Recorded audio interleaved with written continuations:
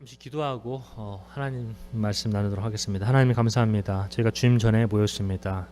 하나님 저희들의 귀도 열어주시고 마음의 귀도 열어주시옵소서. 주님께서 하시는 말씀 듣겠습니다. 예수님의 이름으로 기도합니다. 아멘. 제 말씀 잘 들리십니까? 네, 감사합니다. 잘 안 들리시면 좀 사인을 주십시오. 제가 어떻게 조정을 한번 해보도록 하겠습니다.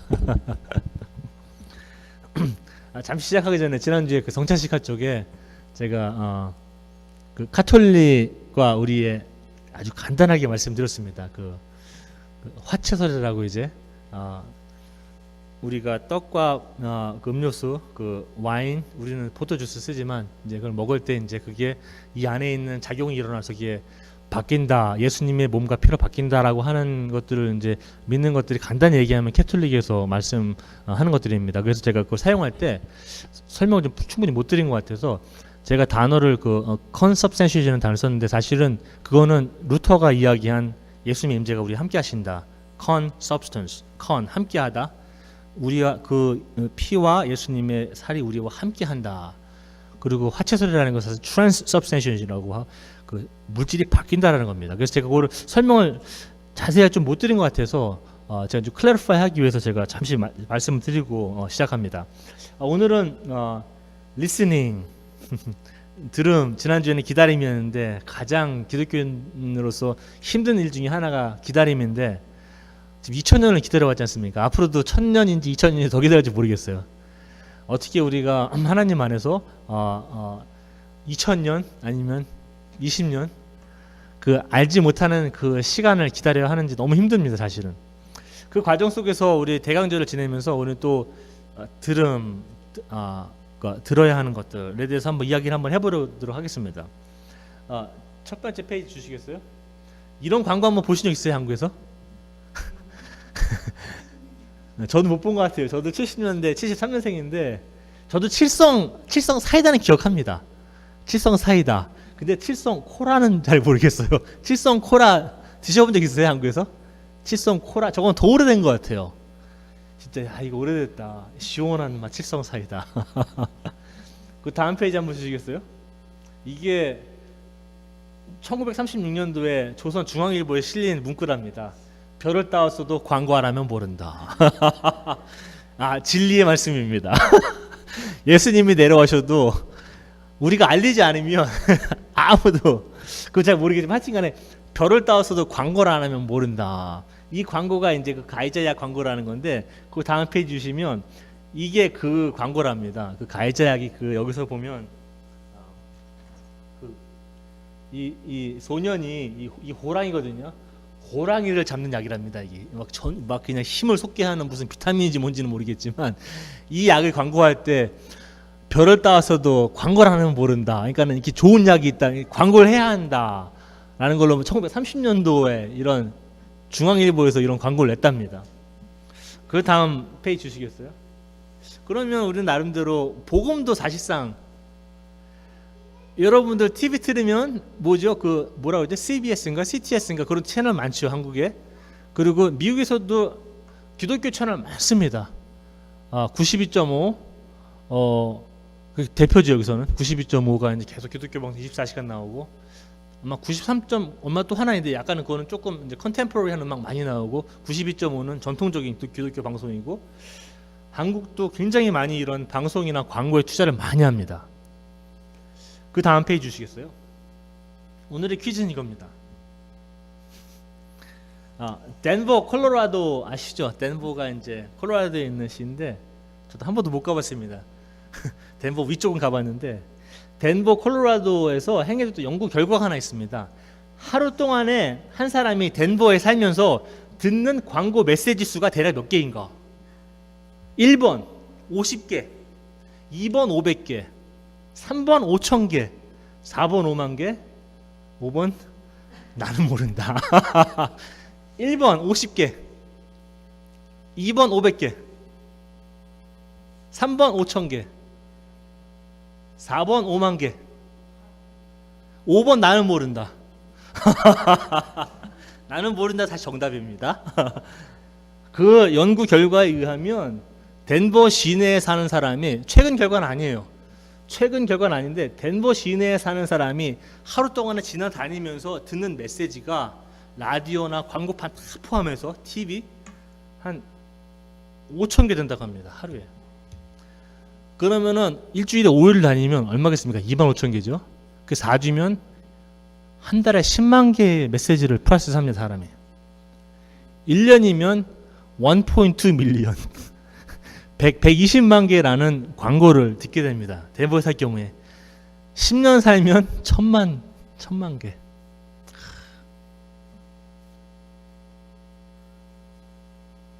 그 다음 메시지 한번 주시겠어요? 다음 페이지. 오늘 대강절을 이제 우리가 지나면서 두 번째 주일인데, 오늘은 들음이라는 것을 이야기하면서 우리가 많이 듣잖아요. 살면서 광고, TV, 우리가 TV를 틀어놔도 광고가 계속 나옵니다. 말도 못하는 광고. 라디오 계속 나와요. 광고가 없는 라디오 스테이션을 들어도 주기마다 그 캠페인 합니다. 돈 좀 우리 도네이트 해달라고. 광고 많습니다. 그것도. 예? 그거 89.7 아니면 91점 엄청나게 많아요. 그런 광고들도 라디오를 들어봐도. 오늘 이사야서 40장을 읽으면서 첫 번째 11절인데요. 읽으면서 우리가 이 대강절을 지내면서, 그리고 우리 기독교인으로서 들어야 할 메시지가 있는가 라는 걸 잠시 한번 우리가 이렇게 바쁜 와중에 잠시 우리가 시간을 내서 하나님의 말씀을 보려고 합니다. 이 말씀을 잠시 드리기 전에 잠시 역사적 배경을 드리면 이런 겁니다. 솔로몬의 그 윗대 왕은 다윗이라는 왕입니다. 다윗이 그 전까지는 왕이 없었습니다. 사실 사울 그때부터 시작했지만 사울이 첫 번째 왕이죠, 사실은. 근데 그 전까지는 왕이 없던 나라였습니다. 그러니까 나라가 없어요. 이게 쉽게 얘기하면 조직이 없습니다. 그래서 그 이스라엘의 왕은 누구셨느냐 하면은 하나님이셨습니다.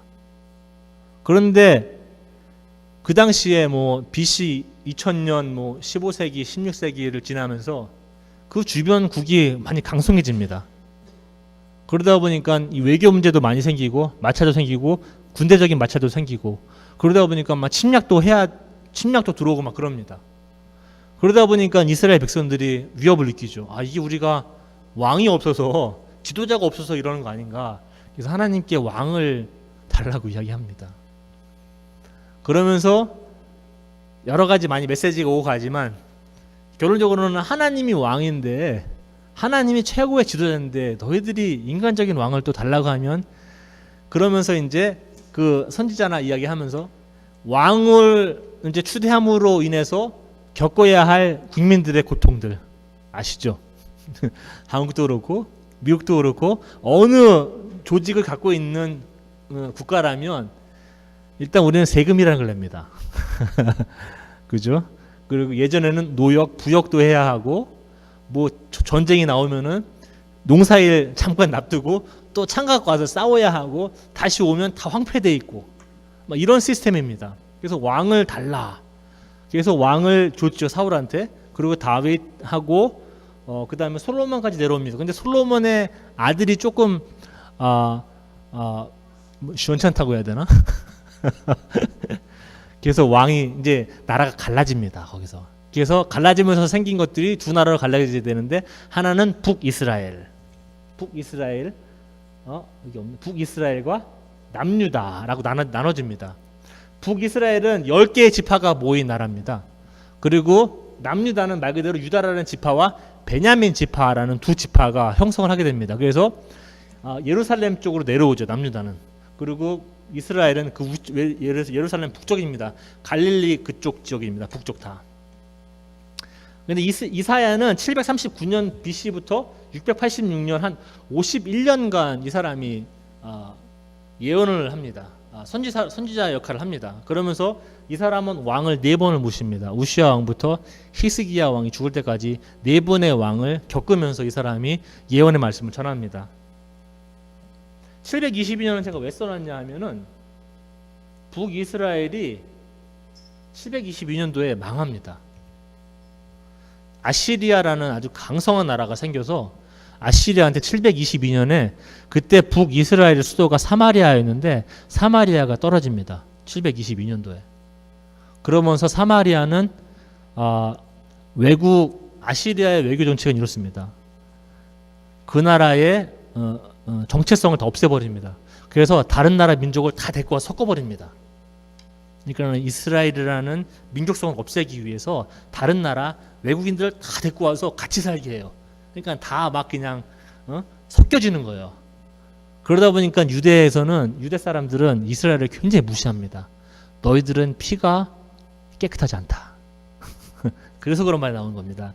그래서 신약에서도 나오는데 예수님이 이스라엘 땅 갈릴리 지나가시다가 우물가에서 아니 유대 사람들 우리한테 얘기도 안 붙이는데 왜 얘기를 나누십니까? 저한테 그 얘기입니다.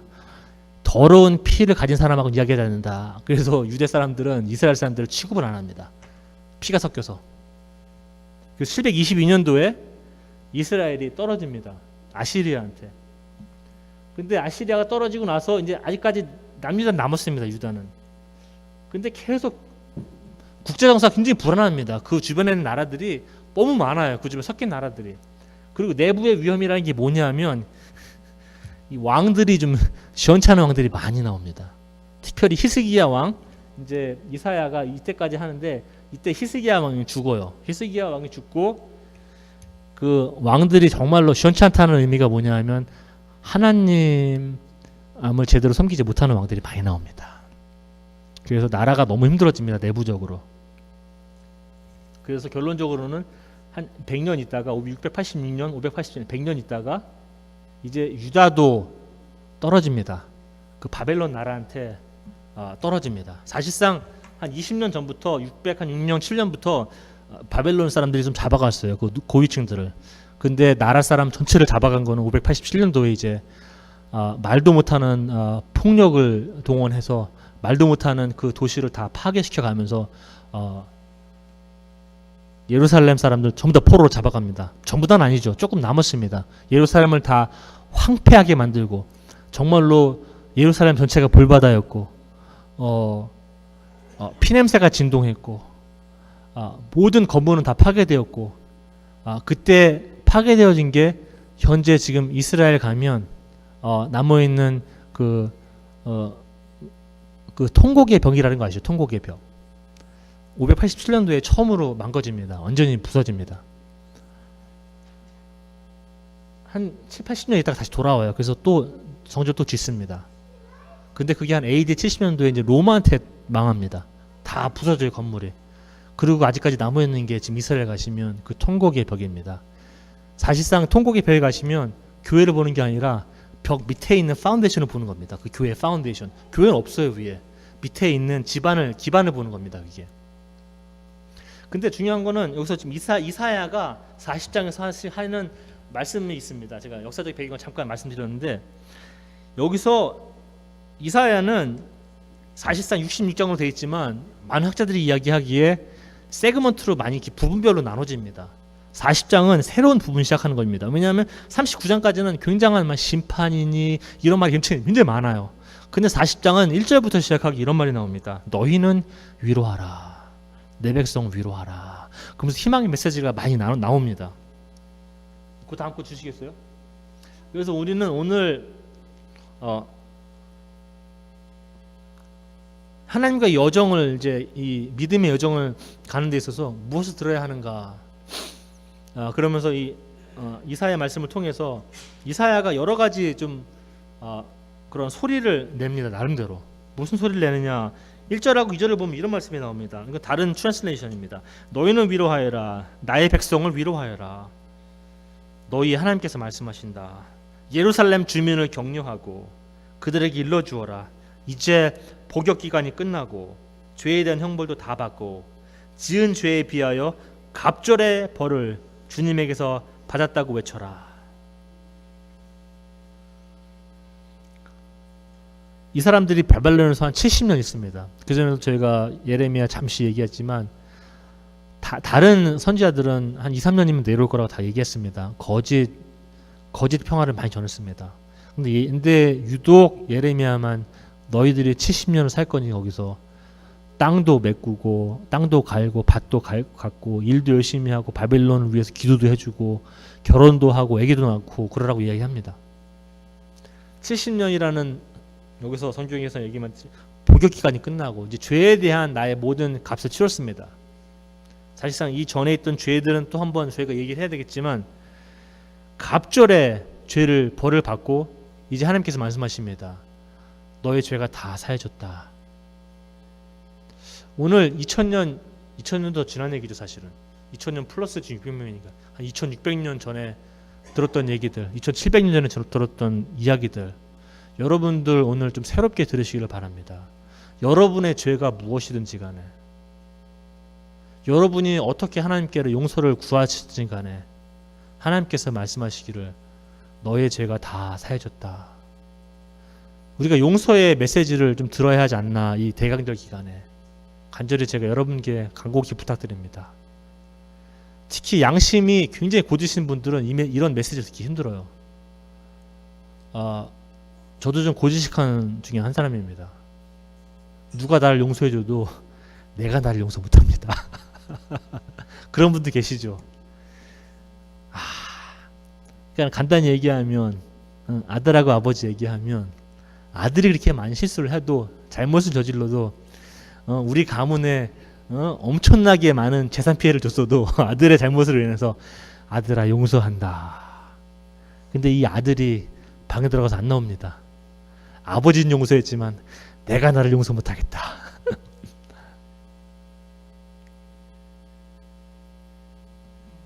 하나님의 음성 오늘 내가 너의 죄를 용서한다. 그 2500년 6000년 전에 하나님께서 유다 백성들에게 하신 말씀, 여러분들의 말씀인 줄 알고 여러분들도 하나님의 그런 음성을 들으시기를 바랍니다. 3절 읽겠습니다. 3절은 한 소리가 외친다. 광야에서 오실 길을 닦아라. 사막에 우리 하나님께서 오실 큰 길을 곧게 내어라. 모든 계곡은 메우고 산과 언덕은 깎아내리고 거친 길은 평탄하게 하고 험한 곳은 평지로 만들어라. 주님의 영광이 나타날 것이다. 모든 사람이 그것을 함께 볼 것이다. 이것은 주님께서 친히 약속하신 것이다. 우리가 용서의 어떤 하나님의 음성을 들은 후에는 하나님께서 말씀하시기를 이것은 친히 하나님께서 여러분들에게 하시는 약속입니다. 무슨 약속이냐? 3절 다시 읽겠습니다. 한 소리가 광야에서 외친다. 광야에서 주님께서 오실 길을 닦아라. 우리 하나님께서 오실 큰 길을 곧게 내어라. 여러분들 이 메시지 한번 들어보신 적 있으세요? 신약에서? 그 세례 요한 혹시 아시죠? 세례 요한이 광야에서 했던 말입니다. 광야에서 한 외치는 자의 소리가 있는데 그게 주님께서 오실 길을 평탄하게 하라. 큰 대로를 곧게 하라. 라는 말씀이 나옵니다. 여기서 큰 길은 사실상 히브리 단어로 찾아보면 길이 여러 가지 종류가 있지만 이 길은 어떤 시에 있는 조그만 길을 얘기하는 것이 아닙니다. 이 길은 그 퍼블릭 로드라고 하는 건데 시 바깥에 있는 커다란 모든 사람이 통행할 수 있는 길을 이야기합니다. 이 길을 예비하라. 이 길을 곧게 하라 라고 이야기합니다. 그래서 이 약속은 사실 지금 바벨론에 있는 유대 백성들에게 하나님께서 하신 말씀입니다. 너희가 이제 돌아갈 것이다. 집으로 돌아갈 준비를 하라는 겁니다. 70년 동안 떠나왔던 땅입니다. 돌아가는 게 쉽지는 않을 것 같습니다. 굉장히 험한 길이 지금 놓여 있습니다. 사실상 집에 가봤자 남은 게 하나도 없습니다. 한 집에 돌아가는 경우가 한 515년 경에 우리를 보고 있는데 70년 있다가 돌아가 보니 베들레헴 70년 동안 황폐한 대로 그대로 있습니다. 어디서부터 뭘 시작해야 될지 모릅니다. 정말로 70년 동안 사람이 살지 않았던 땅입니다. 황폐한 땅. 하나님께서는 약속하십니다. 너희가 이제 그 돌아왔던 이 길로 바벨론으로 왔던 길을 따라서 다시 그 길로 돌아가게 해주겠다. 너희 집으로 돌아가게 해주겠다는 약속입니다. 여러분들도 저도 마찬가지입니다. 사실은 우리의 여정이라는 것이 인생의 믿음의 여정이라는 것이 사실상 주님께로 돌아가는 여정이라고 저는 생각합니다. 근데 중간에 일이 너무 많아요. 우리 가정일도 봐야 하고 비즈니스도 봐야 하고 우리 교회 일도 봐야 하고 자녀 일도 봐야 하고 뭐 이 지역사회 일도 봐야 하고 너무 많습니다. 봐야 할 일들이. 그러다 보니까는 때로는 가야 할 길을 잊어먹기도 하고 가면서도 이 길이 맞는지 안 맞는지 잘 모르고 갈 때도 많이 있습니다. 가다가도 힘들면 주저앉기도 하고 주저앉다가도 아이고 편하네 좀 이따 가기도 합니다. 자꾸 잊어먹어요. 이 길이 쉽지 않은 약속입니다. 하나님께서 약속하신 말씀. 여러분이 집으로 돌아가는, 여러분이 하나님께로 다시 돌아가는 길은 결코 쉽지 않습니다. 절대 제가 쉽다고 말씀 못 드립니다. 저도 나름대로 믿음의 여정을 어느 정도 해왔지만 여러분들에 비하면 뭐 많이 못하지만 제가 나름대로 경험한 믿음의 여정은 정말 이 굴곡이 많습니다. 어느 때는 정말로 제가 하나님을 누구보다 사랑하는 것 같아요. 그런데 어느 때는 정말로 바울이 얘기했듯이 내가 죄수 중에 죄수로다. 이 죄인 중에 죄인으로다. 인생에 있어서 나의 이 본성의 그 바닥을 봤었을 적에 희망이 막 무너집니다. 소망도 없어집니다. 하나님이 나도 구원하실 것인가 라는 의문도 들게 됩니다. 하나님 오늘 주님께서 여러분들에게 말씀하십니다. 하나님께서 약속하십니다. 길을 내고 돌아가거라.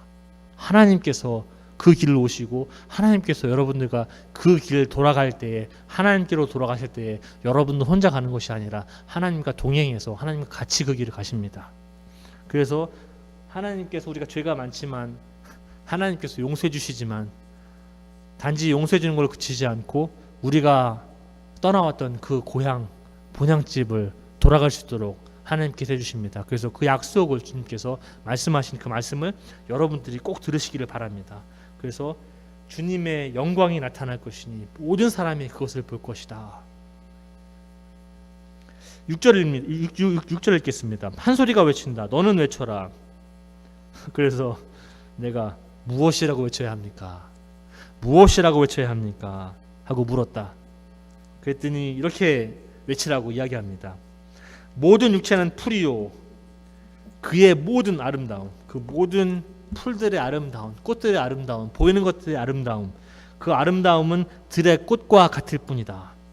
주님께서 그 위에 입김을 부시면 풀은 마르고 꽃은 시든다. 그렇다. 이 백성은 풀에 지나지 않는다. 풀은 마르고 꽃은 시드나 우리 하나님의 말씀은 영원히 서 있다. 좋은 소식을 전하는 시온아, 어서 높은 산으로 올라가거라. 아름다운 소식을 전하는 예루살렘아, 너희 목소리를 힘껏 높여라. 두려워하지 말고 소리를 높여라. 유다의 성읍들에게 여기에 너희의 하나님이 계신다 하고 말하여라.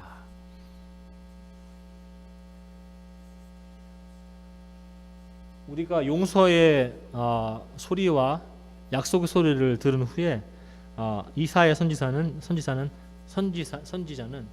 나름대로 하나님의 말씀 인도하심 10절 11절 이렇게 나옵니다. 하나님께서 다 만군께서 오시고 그가 권세를 잡으시고 다스린다. 11절 읽겠습니다. 그는 목자와 같이 그 양떼를 먹이시며 어린 양들을 팔로 모으시고 품에 안으시며 젖을 먹이는 어미 양들을 조심스럽게 이끄신다. 이 단어는 조심스럽게 이끄신다라는 단어는 이게 나할이라는 단어인데 이게 어떤 뜻이냐면은 이런 뜻도 있어요. refresh, 새롭게 한다. 새롭게 힘을 주다. 그리고 물이 흐르는 곳으로 인도하다라는 뜻이 있어요. 이 단어는 조심스럽게 이끄신다. 여러분들 하나님께서 여러분들을 이끄실 때 막 때리시면서 안 하십니다. 물론 저도 부모로서 저희 지로는 애들한테 손대지 말자입니다. 절대.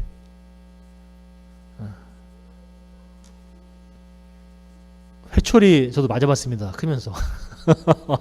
아버님한테 큰 길 한번 갔다고 한번 회초리 맞은 적 기억나요. 그 다라에 올라가서.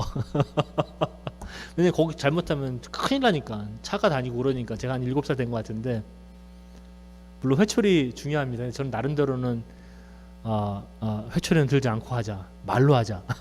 저는 항상 이렇게 애들 키우기 때문에 하나님께서는 여러분들 조심스럽게 하나님의 길 가실 때 이끄시는 분입니다. 여러분들이 나무라면 물이 있는 곳으로 이끄셔서 여러분들이 풍성할 수 있게 해주십니다. 여러분들 새롭게 영혼이 새롭게 될 수 있도록 이끄시는 분입니다. 굉장히 포악한 인도자가 아닙니다. 하나님은 아주 선하신 여러분들 인도하실 때 아주 조심스럽게 인도하시는 분입니다. 정말 내 아들 딸처럼 잘못되지 않을까 애지중지하시면서 여러분들 이끄십니다. 그 하나님이 여러분들과 함께 가십니다. 그 하나님의 말씀, 그게 평강의 말씀이고 그게 평화의 말씀입니다. 그래서 9절은 이렇게 끝을 맺습니다. 다 소리를 높여서 이야기합니다. 우리 인생은 풀과 같다. 들풀과 같다. 우리가 살아봤자 지금 100세, 물론 메디컬 의학이 발전해서 나중에 더 많이 살지는 모르겠습니다. 근데 저도 지금 인생 한 반은 살았다고 생각합니다. 전반전 살았고 이제 후반전 살고 있습니다. 저도 이제 시작했습니다. 후반전 살면 저도 이제 하나님한테 가야 됩니다. 인생은 다 이렇게 한계가 있습니다. 제한적인 인생입니다. 그러나 하나님의 말씀은 이사야 선지자도 오늘 얘기했듯이 영원히 서 있다고 말씀하십니다. 그 영원히 서 있는 말씀 중에 여러분들이 또 제가 들어야 할 말씀은 이것입니다. 바로 이곳에 너희 하나님이 계신다.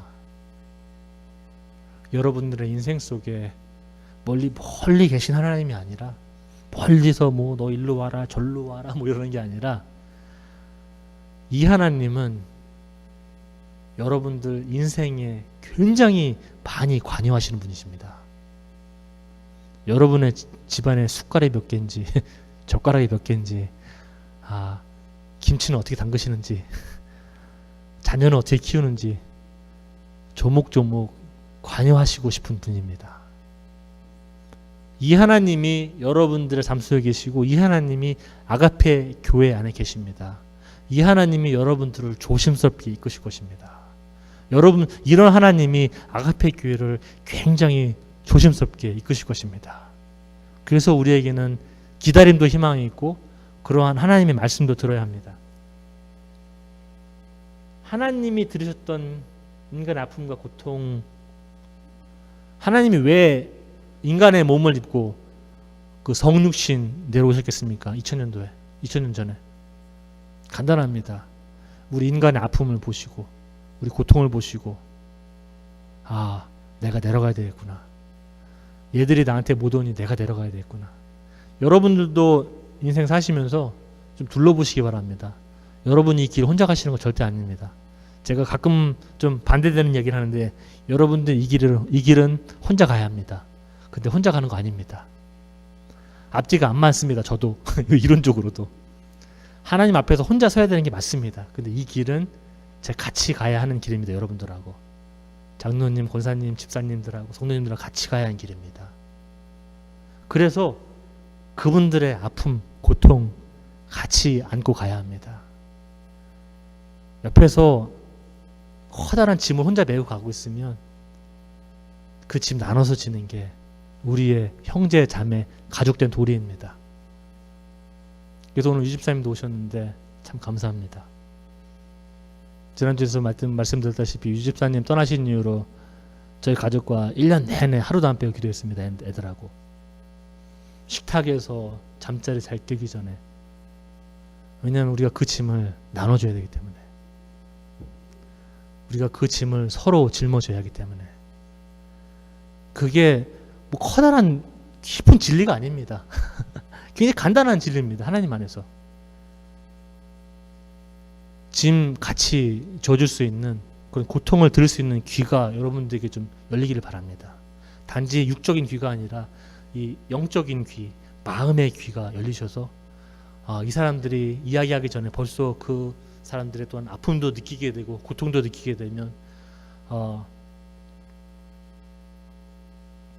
크리스마스 때 예수님께서 오신 목적이 그겁니다. 이의일 목사가 너무 시원치 않아서 힘들어서 오신 겁니다. 달라서 오신 게 아니라 여러분들이 보시기에, 하나님 보시기에 제가 내 도움이 많이 필요하구나, 그래서 내려오신 겁니다. 고통과 아픔을 그냥 보고만 계실 수 없어서. 그래서 모세도 떨기나무에서 하나님께서 말씀하시기를 내가 내 백성들의 고통을 들었다 이야기하십니다. 그래서 내가 내려간다 말씀하십니다. 이 대강절 크리스마스 지금 성탄절 기다리는데 그게 굉장히 커다란 목적입니다. 여러분들 나가셔서 지금 쇼핑몰에 가시면 크리스마스 캐롤 매일 들으십니다. 크리스마스 추리 이것보다 더 예쁜 거 더 많아요. 말도 못합니다. 사람들 치워 죽습니다. 나가면 모레 나가시면 금요일날 밤에 한번 나가보세요. 말도 못합니다. 정말로 말도 못해요. 그 가운데서 여러분들이 들어야 할 목소리를 듣고 있는가? 내 형제 자매의 아픔을 듣고 있는가? 그 다음 페이지 있습니까 혹시? 이번 주에 우리 딸내미가 말하더라고요. 아프리카에서 지금 그 리비아인가 어느 나라인가 리비아에서 지금 사람을 사고 판답니다. 한 명당 200불이랍니다. 참, 그 얘기 들을 때 우리 인간의 바닥은 어디인가? 아시아로 가면 또 성노예 아시죠? 우리 젊은 우리 소녀부터 시작했고 다 사고 팝니다. 우리 인간의 바닥은 어디인가? 정치를 봐도 그렇습니다. 커뮤니티를 봐도 그렇고요. 저희 다 여러분들 뉴스 접하셔서 아시겠지만 항상 희망이 없는 메시지만 매일 봅니다. TV를 틀어도 설교 잠깐 들어도 그것뿐인 것 같고, CTS 잠깐 틀어도 좋은 말씀 잠깐인 것 같고, 또 뉴스 틀고 뉴스 보면 왜 이런 건가? 여러분들 아직 이 이야기가 끝나지 않았습니다. 예수님 오시기 전까지 여러분들이 많이 단련되어져야 할 부분들이 많습니다. 오늘 다른 문제들은 나름대로 여러분들이 들어야 하는 것들은 제발 하나님께서 여러분들의 죄를 용서하신다는 것, 그게 무엇이든지 간에 예수님께서 오신 목적이 그것입니다. 여러분들 죄 용서하시려고. 두 번째는 하나님께서 하신 약속들, 너가 다시 돌아갈 것이다. 쉽진 않지만 내가 함께 가고 내가 너를 조심스럽게 이끌겠다. 이 아가페 교회도 다시 돌아가야 할 길이 많습니다. 하나님께서 조심스럽게 이끄실 것입니다. 그리고 여러분들 주변 돌아보셔서 내가 나눠서 짐을 지어야 할 형제 자매가 누구인가 잘 돌아보시기 바랍니다. 잠시 기도합니다. 하나님, 저희에게 들을 귀를 주시옵소서.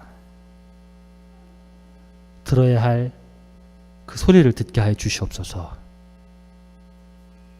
저희가 저희 안을 볼 때는 희망도 없고 소망도 없습니다. 가능성은 1%도 없습니다. 우리 스스로를 구원할 수가 없습니다. 하나님께서 인간의 몸을 입고 오신 것이 저희들한테는 은혜이자 기적입니다. 하나님, 저희들을 조심스럽게 이끄실 그 하나님께 감사함을 드립니다. 이 모든 말씀 예수님의 이름으로 기도합니다.